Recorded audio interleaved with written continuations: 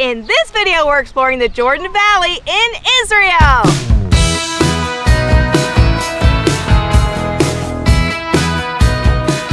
Hi, I'm Troy. And I'm Andrea, and we love adventures. Whether it's in our own backyard or on the other side of the globe, we're always looking for something to do.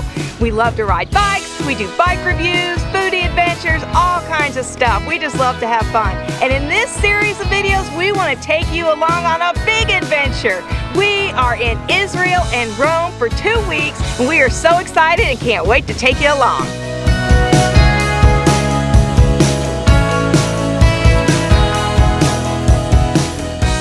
Hey everybody, Troy and Andrea here, and right now we are on the Sea of Galilee. We are wrapping up another wonderful day in Israel. This morning we started out in Jerusalem, where we've been the last several days. We drove through the territory of Benjamin and Ephraim into the Jordan Valley. We drove along the West Bank and we stopped at Tel Shiloh.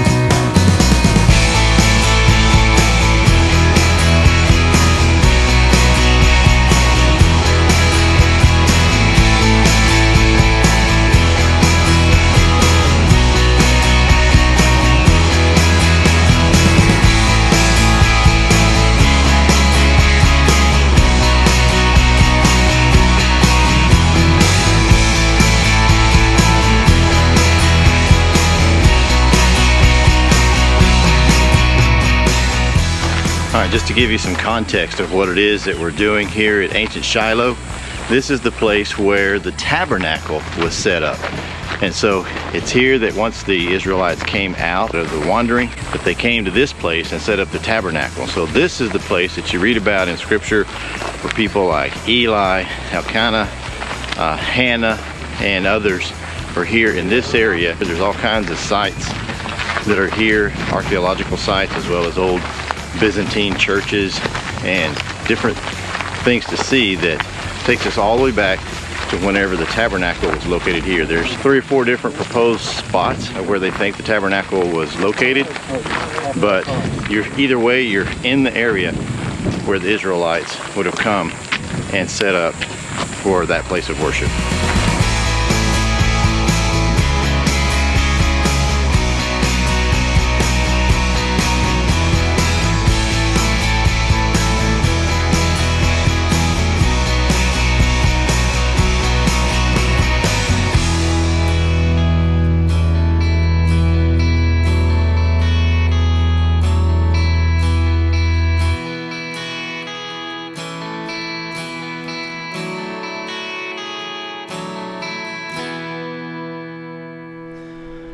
Okay, so of all the places that we have visited and seen that have been outstanding and fun and fascinating, it's one thing to see these historical things, to see all the different sites that we've been to and experienced that. It's another thing to be at a live dig and to have one of the leading archaeologists of the country come and explain things to you and what he's finding. So here we are on Tel Shiloh. And it's a live dig right now. You can see behind us here where they're digging and finding artifacts, and Scott, who's the leading archaeologist here, thinks that he has found the evidence of where the tabernacle actually stood. He's got really good evidence. They've been sifting through all this and studying all this for a few years, got several more years to go. But it is amazing, absolutely amazing. What do you think? Yeah, it's fascinating, and they use some volunteers here to dig all this stuff, and I'll be checking that out for some more information. So it's very exciting, fascinating to be here on a live dig.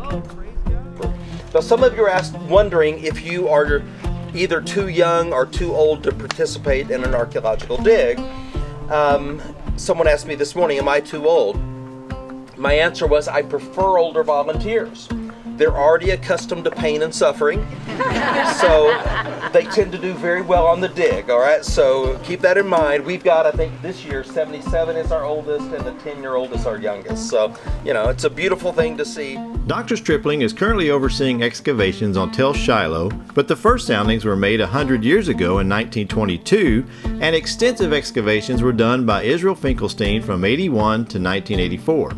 In the Visitor Center, you can see some of their findings, such as collared rim storage jars and several cultic items that were uncovered during those digs. They also found many ancient coins on the site which date back to the Hasmonean period of more than 2,000 years ago. And you'll also find some small items like oil lamps and pipes that are on display throughout. In one section, there's a wall where you can touch history through pieces of pottery dating back to the Canaanite period, the Israelite period, the Greek, Roman, and Byzantine periods, as well as the Muslim era. It's quite a sensation to touch and think about how old those pieces are. There's also been 3 Byzantine basilicas uncovered in the area, which have exposed these elaborate mosaic floors with Greek inscriptions, with one saying, "The Village of Shiloh." It's truly fascinating to walk upon these floors that were laid so many centuries ago. But one of my favorite highlights was hearing some of John Moore's personal lessons. This piece obviously has been broken off, so it came this way and that way, okay? It had 4 horns, and that's the one that's on there now. So it was a place where they burned incense, or smaller sacrifices, but burned incense on that. You want to see this, where a broken cistern? Yes. Okay, you know, when you think about Jeremiah chapter 2, so they dug it out and then they lined it with plaster, and you can see the remains of the plaster right here. And so when Jeremiah said, "My people, you know, committed 2 evils, they've hewn out for themselves cisterns," they said broken cisterns that could hold no water. They forsook the living waters of God and decided they were going to have their own water, which of course was a natural process, just using an example, an illustration of it. But when this breaks or cracks, then the water begins to drip through the limestone rock, and it, you know, begins to dissipate. So, because the limestone rock is porous, it'll soak it up. So you line it with plaster in order for it to hold it and keep it. Wow. Well, thanks for explaining that. Well, we sure are enjoying our time here on the Sea of Galilee. We just got here, as Andrea said a minute ago, and it's just so beautiful. We can't wait until we get to go explore this. But we got to explore something else today that we were not expecting. So once we left Tel Shiloh, we drove down further into the Jordan Valley and up to She'An. We knew there was a tell there, and we expected to see another one of those tells that you did, kind of like even Shiloh. But then we saw the ancient Roman city of Scythopolis. I had no idea that that was even here in Israel. You know, when you think of ancient Roman cities, you think of Italy. You think of having to go to Pompeii or something like that. But instead, we got to visit this incredibly restored and discovered city of Scythopolis, this ancient Roman city, and it was so much fun.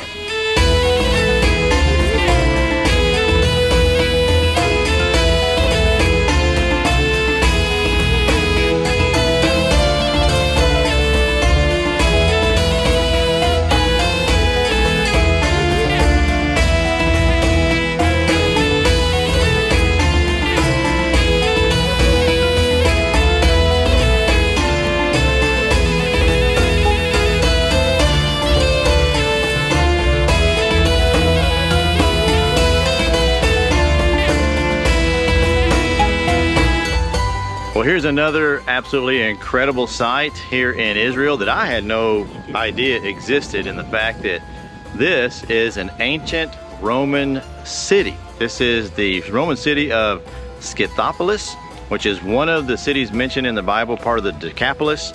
And this is also, you might see this tell right back over here.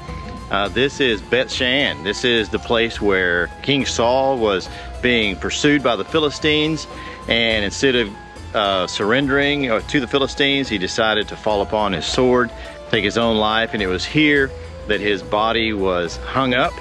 And then some men came and took that body down and took it and buried it. What's not talked about often is that this is a Roman city that was built around the time of Jesus, that is one of the Decapolis, and it's uncovered only about 45 years ago. what you're seeing here was all underground, was all under dirt.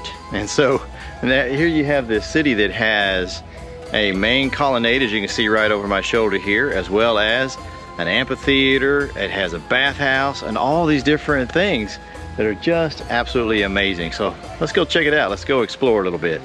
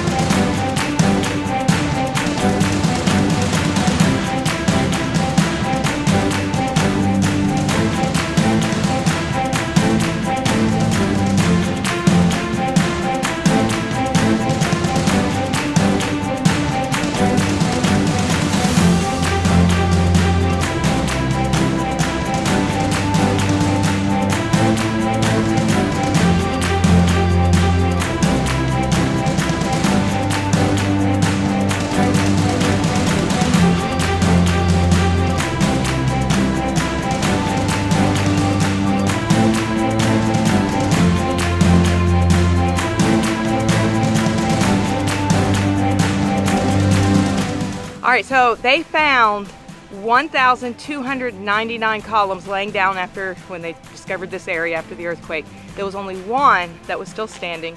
It's this one right here.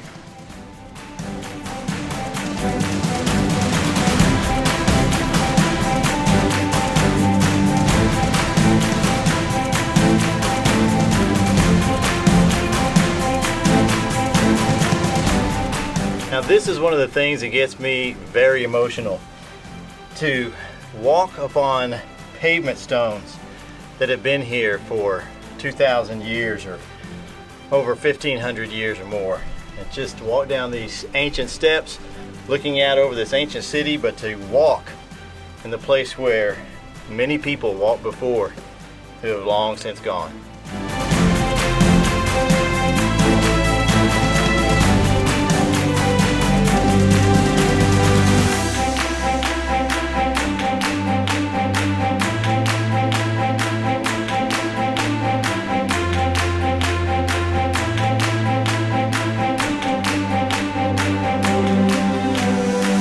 Oh my goodness, how incredible is this? I am walking down the steps of an ancient Roman amphitheater.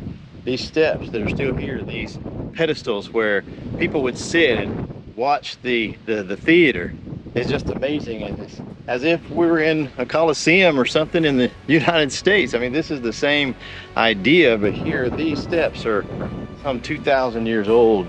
Be able to walk down as if you're passing your friends and getting ready for some event that's going to be taking place back here in this area that's been restored on the stage. Can you imagine just 2,000 years ago how this whole place would have been full of just all kinds of different sounds and everything? I can't believe it, walking on something. You know, you go to the Roman Coliseum there in Rome, and you can't walk on the steps or things like you can here, but just take a look at this. I mean, looking right up those steps that have been there now for more than 2,000 years. Walking down here on the platform and seeing all of this, I am just so taken aback. Just can't believe the beauty of this place and what all I'm seeing here, and being able to just come up this close and experience this. This is just amazing. I want to show you the detail. Look right here. Look at this. Just this, the way that they carved this out with these stairs and the places for you to sit. I just can't imagine just coming down. Here's my spot, you know, can you imagine? Yeah, I've got row B, seat 13. And here I am sitting here watching this play or something. Wow, this trip just keeps getting better and better, and this is just amazing. I had no idea that this existed, that this was here, but here we are. From those Roman ruins, we got back on the bus and continued on our path to the Sea of Galilee. Along the way, we started getting glimpses of the sea, and our excitement for it just kept building and building. We finally arrived. We got out a little warm, pretty humid here, 102 degrees, no breeze. So that's been a little different. It's been pretty breezy where we've been so far. We're going to be here for 2 more days. We're really excited about it. Thanks for joining Andrea and me on another one of our big adventures. We'll see you in the next video.